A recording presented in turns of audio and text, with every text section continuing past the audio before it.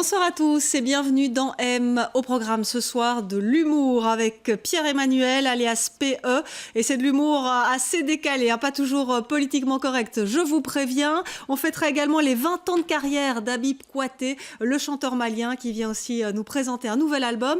Mais avant cela, le sujet du jour, on en parlait dans le journal il y a un instant, cette manifestation pour défendre le droit à l'avortement. Et on va bien au-delà de ça, on va en parler avec nos trois invités. Anne Spitals, des femmes socialiste prévoyante, directrice présidente des centres de planning, Sophie Roni du CAL, le centre d'action laïque, bonsoir, et Dr Cédric P.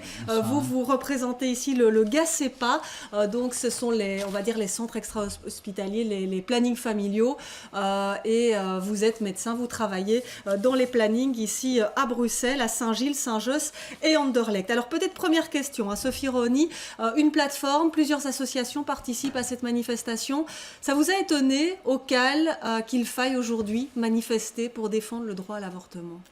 Alors oui et non, mais d'abord je vais répondre à votre première question. Donc la plateforme Abortion Rights a été créée en 2011 à l'occasion des 20 ans de la législation sur l'avortement, vu qu'on a constaté qu'il y avait effectivement des mouvements ultra-conservateurs qui remettaient en cause ce droit. Donc ce droit qui a été consacré en 1990 en Belgique. Oui, et ici, ça concerne l'Espagne, c'est un pays finalement voisin qui est proche de nous. C'est ça aussi qui réveille un petit peu les consciences aujourd'hui. Oui, bien sûr. Donc je ne sais pas si on va en parler plus tard de ce projet, mais brièvement, donc, il vise à interdire le droit à l'avortement, sauf en cas de viol reconnu par la justice. Donc il faut qu'il y ait une plainte déposée au tribunal et que on reconnaisse cette plainte, ou en cas de santé pour la mère. Donc même en cas de malformation du fœtus, le droit à l'IVG ne serait plus possible.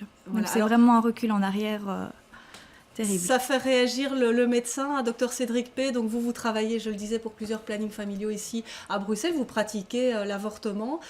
Effectivement, on parle d'un recul assez important. Vous aviez envie d'aller manifester aussi, vous, je pense. Voilà, comme dit ma collègue, l'Espagne, c'est un pays tout proche, européen. Si l'avortement peut être interdit là-bas, il pourrait très bien l'être chez nous un jour. Et donc c'était fondamental pour nous d'être présents aujourd'hui dans la rue ou bien ici. Tout d'abord parce qu'on est solidaire avec toutes les femmes espagnoles et tous les hommes qui sont d'ailleurs à côté d'elles pour défendre ce droit. Et puis aussi parce qu'on est conscient qu'en Belgique, cette loi elle est récente, elle date de 1990. Et il y a des mouvements encore aujourd'hui qui militent contre le droit à l'avortement et le droit des femmes de choisir ou non d'être enceintes. Et donc il faut être vigilant. Et même chez nous, chaque année, depuis quelques années, on a des manifestations contre ce droit. Et donc, on a envie d'être là ce soir présent. Oui. Voilà. Alors, Anne Spitals, peut-être vous le disiez, une précision. On parle de ces associations qui militent pour la vie. Mm-hmm. Vous le dites, vous défendez le droit à l'avortement du côté des femmes prévoyantes socialistes, mais aussi, vous êtes pour la vie. Mais bien évidemment, dire on est pour la vie, on ne va pas dire le contraire. Évidemment, on est pour la vie aussi. Ce qu'on revendique, c'est la liberté de choix pour les femmes. La liberté de choisir, d'avoir un enfant quand elles le désirent ou de ne pas avoir d'enfant. Parce que c'est au-delà du droit à l'avortement, c'est le droit de la femme à disposer de son corps. Tout à fait, à disposer de son corps, à disposer de sa santé. Pour nous, c'est un droit fondamental pour un pays démocratique comme la Belgique. Et donc, si on étend ça évidemment à l'Europe, et l'Espagne en fait partie, et on est voisins, ça interpelle très fort. On est quand même de plus en plus sur des pressions qui visent à nous renvoyer quelques années en arrière, quelques décennies. Et finalement, c'est vrai qu'en Belgique, le droit à l'avortement, c'est pas très vieux, une vingtaine d'années, c'est une petite génération. Et donc, ça n'a pas été acquis si facilement que ça non plus. Voilà, on s'est battu. Oublier quand même que le roi, à l'époque, a été en incapacité de régner pendant quelques jours pour que la loi passe. Donc, c'est quand même toujours resté un sujet quand même très sensible. Il l'est sans doute moins aujourd'hui, mais je crois qu'il y a toujours des pressions et de plus en plus. Et quand on voit au niveau européen, pas mal de pays qui sont rentrés aussi dans l'Europe ne sont pas forcément des pays qui soient très ouverts à cette démarche. Voilà. Et pour revenir à la situation ici en Belgique, Dr Cédric P. Donc on dit en moyenne plus ou moins 20 000 avortements par an en Belgique. Voilà, donc c'est une moyenne, notamment ces chiffres viennent de la commission d'évaluation de l'avortement en Belgique. Quand même, il faut savoir que ces chiffres sont sous-estimés, parce que même si la déclaration est obligatoire, certains centres ou hôpitaux ne le déclarent pas par décision, mais parce que voilà, c'est des papiers à remplir en plus. Et donc sans doute que le chiffre réel tourne plutôt autour de 25 000 ou 30 000, ce qui nous rapprocherait plus d'une moyenne comme la France, si on prend ces chiffres-là. Alors c'est vrai qu'il y a des campagnes qui ont été lancées encore récemment, comme Avorter c'est possible, pour informer sur l'avortement. Mais ça reste difficile aujourd'hui encore d'avorter. Ça reste un sujet un peu tabou dans nos sociétés, même donc ici voilà, en c'est vrai Belgique. que ça reste un sujet tabou dont on ne parle pas. De toute façon, la sexualité, c'est pas quelque chose qui est facile à aborder facilement dans nos sociétés, même encore à l'heure actuelle. Donc, dans la campagne qu'on avait lancée, c'était aussi qu'on voulait que l'avortement, pour qu'il soit un vrai droit, il faut qu'il soit accessible et visible. Et donc, on essaye toujours d'ailleurs actuellement d'informer les femmes où se rendre si elles désirent avorter, et ce, dans de bonnes conditions médicales, sociales et psychologiques et financières aussi, parce que l'avortement est entièrement remboursé par la sécurité sociale belge, et c'est important que les femmes le sachent aussi. Mais Ouais, pour il ça, faut le savoir. Et Sophie Rony, ça vous fait réagir? Ça reste un sujet tabou, l'avortement C'est peut-être effectivement un tabou, mais on fait tout pour que ça ne le soit plus, puisqu'on milite effectivement pour un accès légal et sûr à l'avortement, mais il faut que cet accès soit aussi accompagné d'une information. Et aussi, ce pourquoi on milite, c'est pour une éducation affective, relationnelle et sexuelle dans les écoles. Donc il y a un décret qui a été voté au Parlement de la Fédération Wallonie-Bruxelles en ce sens, mais on attend toujours une concrétisation de cette éducation. Et je pense que si cette éducation est concrétisée, effectivement, peut-être qu'un jour, l'avortement ne sera plus un tabou et que le taux, qui est quand même relativement bas en Belgique, sera encore plus faible de par une éducation adéquate. Anne Spital, je vous vois réagir. Ben, c'est parce que, bon, c'est vrai que l'information, c'est quelque chose d'important. L'éducation à la vie sexuelle et affective en milieu scolaire, c'est une de nos revendications aussi. Et ma collègue vient de parler du projet de décret qui était en voie d'être mis en place.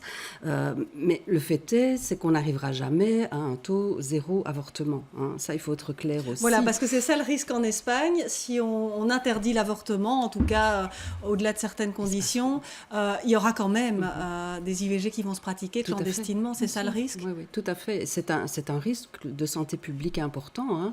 Hein. Voilà, les femmes ont toujours avorté. Alors on s'en est caché. C'était encore plus tabou que maintenant. Ça se faisait dans les arrière-cuisines et puis ça se faisait sous le manteau. Mais des femmes en sont mortes ou ont eu des séquelles par la suite. Et donc, si on ne réglemente pas le recours à l'avortement dans de bonnes conditions, comme c'est le cas en Belgique et dans d'autres pays aussi, on retournera aux faiseuses d'anges et Voilà le risque et les conséquences directes ici de cette décision. Sophie Rony, on va peut-être revenir un petit peu ici sur la manifestation. Oui. Plusieurs associations. Il y a notamment aussi des associations catholiques. Donc tout le monde se serre les coudes ici, parce que c'est vrai qu'il ne s'agit pas spécialement de mouvements religieux. Tout le monde y va. Ça, c'est peut-être important de le souligner. Voilà, donc la plateforme Abortion Rights, à la base, c'est 3 associations. Le Centre d'Action Laïque, la Fédération Laïque des Centres de Planning Familial et la Fédération des centres de planning des FPS. Mais dans la plateforme, il y a 30 associations membres qui sont membres de manière effective, dont notamment le mouvement ouvrier chrétien. Ce qui prouve clairement que c'est une plateforme pluraliste et non pas laïque comme on pourrait le croire. Il y a aussi les Catholics for Choice qui se sont associés à la manifestation. Donc il y a 80 associations européennes qui se sont jointes à la manifestation, des députés européens. Donc vraiment, voilà, c'est ça. Donc les pluraliste. politiques qui vous ont suivi, un petit peu tout parti confondu. Ouais. Et puis voilà, ce message lancé par rapport aux autres pays aussi, parce qu'il n'y a pas que l'Espagne. Voilà, on va peut-être conclure avec vous, docteur Cédric P. Voilà, restez vigilants. Ce sera peut-être ça le mot de conclusion pour défendre ce droit-là qui reste pratiqué tous les jours ici, à côté de chez nous, dans les plannings ici à Bruxelles. Oui, il faut rester vigilant. Et puis j'espère que la mobilisation qui a lieu ici en Belgique et partout en Europe fera reculer le gouvernement espagnol sur sa décision. Je pense que ça serait très chouette pour tout le droit à l'avortement en Europe, et y compris en Belgique. Ça veut dire qu'on est encore capable de se battre et de défendre ce droit, et qu'on est solidaire de toutes les femmes dans le monde entier pour ce droit aussi. Voilà, eh bien, c'est le médecin qui le dit. Merci beaucoup d'être venu sur ce plateau pour nous parler de ce droit fondamental. On va poursuivre en musique. On va fêter les 20 ans de carrière d'Habib Kouaté. Il vient aussi nous présenter un nouvel album, So. On écoute un petit extrait. C'est une chanson qui est tombée du ciel. Hein. J'ai vu un vieux Dogon dans la banque. J'ai dit, mais il faut me donner une chanson de Dogon. Ah! Il dit, bah, non, j'ai arrêté de chanter. J'ai dit, non, vas-y. Et puis, il dit, bon, on va faire ça un autre jour. J'ai dit, non, ici, tout de suite, et je sors mon iPhone. Il chante juste le refrain. Bon, et après, moi, j'ai ajouté quoi.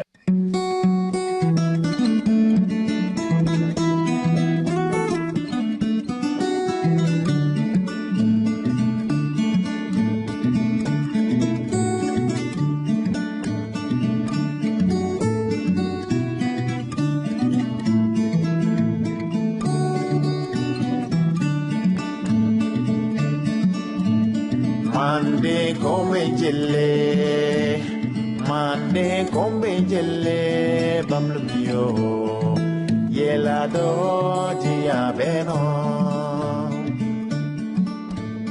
mande kombe jelle bamlumio yela do dia beno. Habib Kouyaté, bonsoir et bon anniversaire, 20 ans de carrière, ça se fête. Ici, premier extrait de ce nouvel album, So, ça s'appelle Drapeau. Une chanson tombée du ciel, c'est ce que vous disiez ici au début de la séquence. Racontez-nous l'histoire de cette chanson. Ah oui, cette chanson, comme je dis, tombe du ciel parce que au Mali, ces 2 dernières années, nous avons connu une crise dans le pays.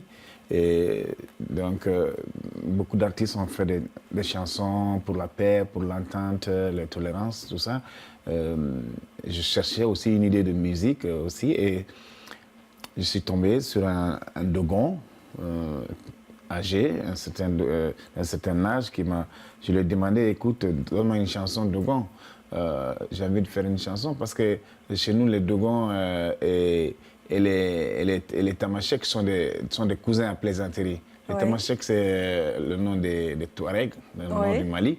Et les Dogons sont sur les collines, ils sont des cousins à plaisanterie. Alors, si je veux faire une chanson pour que tout le monde se retrouve autour d'un drapeau, alors j'aimerais bien chanter en Dogon. Et comme ça, voilà, les Dogons plaisantent beaucoup avec les Touaregs. Voilà, une bien belle chanson issue donc de cet album So. Et vous avez eu envie de retourner au Mali, de retourner aux racines. C'est ce message-là qui transparaît tout au long de l'album, cet album acoustique. Oui, la plupart des chansons parlent du pays parce que cet album il est sorti au moment où mon pays a connu cette crise que tout le monde sait. Donc, c'est pourquoi j'ai fait beaucoup de chansons sur le chez-soi, la notion du chez-soi, qu'est-ce qu'on doit faire chez soi, comment on doit être chez soi, qu'est-ce qu'on doit faire de son chez-soi. Et on n'est bien que chez soi, en tout cas en relation avec ses racines. Oui. C'est important, ça? Oui, c'est très important. C'est très important parce que, on a tous un chez-soi et puis n'importe où que vous soyez, vous pensez à un endroit qui est votre chez-soi. C'est là où il y a vos souvenirs, vos amis, votre famille. Cœur, quoi. Là où on a nos racines, quoi. Ouais. Et cet album, il a été enregistré au Mali, à Bamako, c'était cet été. C'était important de l'enregistrer là-bas, avec vos musiciens. Oui. C'est une première fois que j'enregistre tout un album et que j'organise moi-même les enregistrements. Le studio, c'était chez moi. Et l'ingénieur de son venait de Bamako aussi. Les musiciens venaient de Bamako. On l'a fait parce qu'il faut plus faire un album qui coûte cher. Parce que l'industrie du disque elle est en crise. Est en crise. Donc, voilà, nous avons fait tout à la maison. Et tous les musiciens étaient là, disponibles, et puis ça s'est passé dans une ambiance très conviviale. Et pour la petite histoire, vous avez finalisé l'album ici en Belgique. Voilà. Donc il fait un petit peu partie de chez nous aussi. Voilà, parce que moi, la Belgique, c'est mon deuxième Bamako. Voilà, votre deuxième Bamako. Alors c'était important aussi oui. de faire ça ici. Alors vous allez tourner évidemment avec cet album. Vous envolez demain pour les États-Unis, une tournée là-bas de plusieurs semaines. Oui, nous partons demain directement. C'est un vol sur San Francisco de Paris. Et puis, voilà, les concerts commencent à Sébastopol et San Francisco. Et puis, voilà, il y a 26 concerts à faire avant de revenir en Europe et en Belgique ici pour le concert de la zone européenne. Alors justement, à Bruxelles, vous serez sur scène, sur la scène du Centre culturel d'Oderghem, ça c'est le 12 mars prochain, parce qu'au-delà de vos 20 ans de carrière, on fête aussi un autre anniversaire, c'est les 20 ans du label Contre-jour. Il y a 2 soirées, il y en a une le 15 février, l'autre le 12 mars, c'est celle à laquelle vous participez. Ce label Contre-jour, il vous a toujours suivi aussi, il fait partie de votre Mais oui, ça nous carrière. fait vraiment 20 ans ensemble, mais Ouais. c'est comme on dit que c'est pas 20 jours, mais moi, c'est tout près. Il y a en 93, 94 que j'ai rencontré Contre-jour et qu'ils ont fait mon premier album. Alors. Juste quand je venais d'avoir le prix RFI. Et c'est eux qui ont fait le premier album. Et depuis ce jour, nous sommes ensemble. Et voilà, on a fait pas mal de chemin. Pas mal de chemin. Ça Ouais. vous fait plaisir, là, de jeter un petit coup d'œil dans le rétroviseur, de voir tout ce chemin accompli? Ah oui, Avec oui. beaucoup de belles rencontres, hein, j'ai Ah oui, oui, l'impression. vraiment, j'ai passé des bons moments pendant ces 20 ans, des bons moments de musique. Hein. C'est surtout la musique qui est ma passion. Et c'est ça que j'ai fait pendant ces 20 dernières années. Et beaucoup de beaux projets, et beaucoup de voyages, beaucoup de rencontres et beaucoup d'amis. Beaucoup d'amis. Et ben Ouais. voilà, c'est ce qui ressort aussi hein, de cet album, avec cette convivialité, cet amour que vous voulez faire partager, cet amour du Mali aussi, évidemment. Eh bien, merci beaucoup, hein, Habib Kouyaté. Donc, je le rappelle, le 12 mars, sur la scène du Centre culturel d'Oderghem, dans le cadre de l'anniversaire de ce label Contre-jour, et une autre soirée également le 15 février. Merci, d'être beaucoup. venu ici sur le plateau de M. On va poursuivre en humour, un humour un peu décalé, mais avant cela, on va poursuivre évidemment dans votre univers. On se quitte en musique, hein. On écoute un deuxième extrait de Drapeau, et puis on accueille Pierre-Emmanuel PE. Wadiaye mali le toye Drapeau wadiaye Wadiaye mali le toye Drapeau wadiaye jeunesse leto arime leto CDA leto arime leto Drapeau wadiaye Wadiaye mali le toye Drapeau wadiaye Wadiaye mali le toye Drapeau wadiaye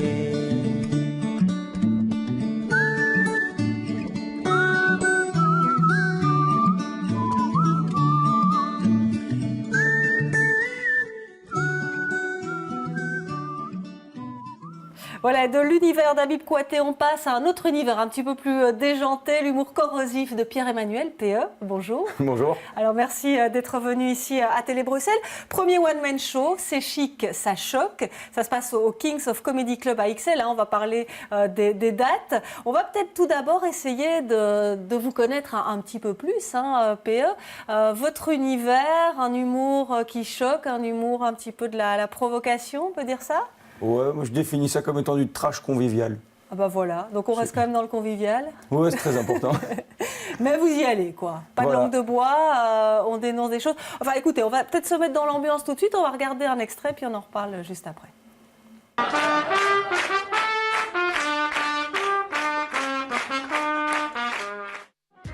Tous les peuples de la Gaule, les Belges sont les plus... Et c'est vrai, on est braves, je veux dire, sans gouvernement, on continue de vivre. Sans gouvernement, on continue de bosser. Sans gouvernement, on continue de payer nos impôts. On est braves et un peu con. Enfin bon, pas de panique, tout ça, c'est fini. Maintenant, on a un gouvernement. Mon troisième point, je supprime la famille royale. Bon, de la décoration, il y en a à Noël, au carnaval, à Pâques et pour Halloween. Je pense qu'on peut se passer d'une guirlande d'assistés.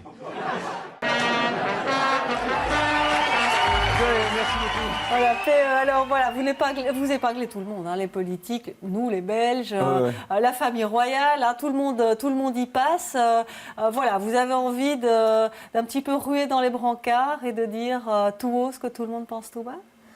Bon, je sais pas si tout le monde le pense tout bas, mais... Ouais, parce que vous y allez quand même. Hein. Oui. Vous vous situez où dans la génération des humoristes? Un petit peu ces humoristes qu'on voit en France aussi, qui sont dans la provoque. On essaye de choquer, mais en restant quand même dans certaines limites ou... Je sais pas très bien, c'est toujours difficile de savoir à quelle catégorie on appartient, parce que tout peut choquer quelqu'un et en même temps tout peut ne rien choquer. Enfin, c'est super dur en fait comme question. Oui, non, c'est vrai que c'est pas évident. Mais on va essayer de voir. Vous avez toujours voulu faire de l'humour, vous êtes toujours parti dans cette idée-là de faire de la scène, du one-man show comme ça? Non, à la base j'avais commencé dans le théâtre et je faisais des pièces dramatiques, mais le drame passait pas avec moi en fait. Je faisais rire en faisant du drame, donc on m'a dit dirige-toi plutôt vers l'humour. Et donc après, j'ai essayé de me trouver, donc ça a mis du temps. Il a fallu chercher les personnages, un travail d'écriture aussi. Ah, ça, c'est un travail de tous les jours, quoi. Il faut en permanence écrire, parce qu'il n'y a rien à faire. La machine à idées, elle n'arrive pas... Et qu'est-ce qui vous inspire, justement? Alors, comment vous travaillez? En écoutant la radio, les JT, en écoutant... vos copains Ouais, non, à peu près tout, en fait. Mais j'aime bien aussi rebondir sur l'actualité. Et alors, je suis un grand fan d'histoire, donc mélanger un peu les notions d'histoire avec ce qui se passe actuellement. Donc là, j'ai dans mon spectacle une blague où je souhaite bonne année, en fait, aux Chinois, parce que culturellement, ils sont en 4713. Ce qui veut dire que eux, quand ils ont vu le film 2012 sortir, ils ont pu se dire un film sur le Moyen-Âge, c'était bien. Ce qui permet de mélanger les choses. Et là, vous rentrez de 3 mois à Paris, c'est ça? Vous avez présenté le spectacle là-bas, c'était où? C'était au Sonar à Pigalle. Et ça s'est bien passé? C'était assez magique, oui. Alors ça veut dire que vous adaptez le spectacle pour le public français ou vous vous moquez quand même des Belges là-bas? Non, je parle quand même je trouve ça très important de parler de la Belgique parce que je ne veux pas changer mes origines. Mais alors c'était adapté pour qu'ils puissent tout comprendre, donc faire des comparaisons. Par exemple, comme je parle de Charleroi, je comparais Charleroi au Nord-Pas-de-Calais parce que c'est assez semblable. Ça permettait, dès qu'ils avaient l'image, après on pouvait partir dans le même délire, quoi. Et ça s'est bien passé, l'accueil a été bon là-bas? Ouais, super bien. D'habitude on dit oui, les Parisiens sont froids. En fait, les Parisiens ne sont pas froids du tout, c'est simplement qu'il y a énormément de spectacles. Donc dans une salle, ils sont peu. C'est tout à fait différent. J'ai joué mon spectacle devant 7 personnes, c'est pour ça que c'était froid. D'accord. Voilà, donc quand même pas mal d'autodérision aussi. Ouais. Je crois qu'il faut garder, il faut avoir ça aussi pour continuer, pour poursuivre, c'est super important. Et pour y arriver. Alors, vous étiez sans doute alors à Paris, alors qu'on parlait beaucoup de Dieudonné, on en parle quand même encore beaucoup maintenant aussi. On parlait d'humour de la provoque, un humour très corrosif. Comment vous réagissez à ce qui s'est passé à l'affaire Dieudonné? Moi, Dieudonné, personnellement, il ne me dérange pas. Après, il y a des sujets, j'en ai marre qu'il les aborde. Par contre, je pense que c'est pas à un ministre de l'Intérieur d'annuler un spectacle. Voilà. C'est à la justice de le faire? Oui. Je veux dire, s'il y a une justice, donc s'il y a des dérapages, je pense que la justice est là pour faire ça. Maintenant, je crois qu'on peut dire que Dieudonné a outrepassé des limites. Alors vous, est-ce que vous vous imposez certaines limites? Il y a des sujets que vous n'abordez pas ou que... C'est à l'inverse, en fait. Dieudonné, il est toujours en train de parler de liberté d'expression et moi, j'aime pas trop ça, en fait, parce que d'office, on va quand même choquer quelqu'un. Donc, je préfère défendre une liberté de maladresse. Comme ça, si je vais dans un sujet et que je l'ai mal abordé, je préfère qu'on me le dise. Et alors, soit je l'aborde plus, ou soit je le change. Mais il y a des sujets délicats que vous abordez dans vos spectacles qui vous posent question au moment de l'écriture ou au moment où vous allez les présenter sur scène? Oui, ma mère a détesté un passage de mon spectacle parce que j'aborde le sujet Michel Martin et Jean-Denis Lejeune. Ah oui, voilà. Donc ça, effectivement, l'affaire du trou, ça reste un sujet très délicat. Et comment vous faites? Alors, vous testez les sketchs ou avant d'y aller? J'ai la possibilité, en fait, de pouvoir roder ces textes sur 2 scènes ouvertes à Bruxelles. Il y a le Kings of Comedy Club qui ouvre ses portes tous les lundis à tous les jeunes ou confirmés pour pouvoir tester ces sketchs. Ou alors il y a le Made in Bruxelles Show qui a lieu une fois par mois, qui est tenu par Sarah Vanel, qui est d'ailleurs la personne qui m'a permis de commencer en humour. Ah bien voilà, comme ça vous lui rendez hommage. Alors on va donner les dates. Donc vous serez à partir de demain soir tout à fait. Au Kings of Comedy Club. Ça se passe à XL, donc jeudi, vendredi et samedi soir. Et puis vous allez continuer à tourner avec ce spectacle? Oui, je continue. Je vais aller du côté de Liège, du côté de Namur. Donc il y a une date... Il y a une date le 5 février à Namur, mais là, c'est pas le spectacle. En fait, c'est moi qui présente 5 amis humoristes. Donc, on va chacun faire des passages de 20 minutes. Et c'est une occasion aussi de tous s'amuser, de rencontrer un nouveau lieu, de s'amuser tous ensemble. Et ben voilà, on vous souhaite en tout cas de continuer à vous amuser, à nous amuser aussi. Beaucoup de projets, beaucoup de succès pour vous. Merci PE d'être venu du Merci côté de chez M. Nous, on va se quitter ici. L'émission M revient bien sûr demain pour d'autres découvertes, d'autres sujets abordés. Très bonne soirée à tous.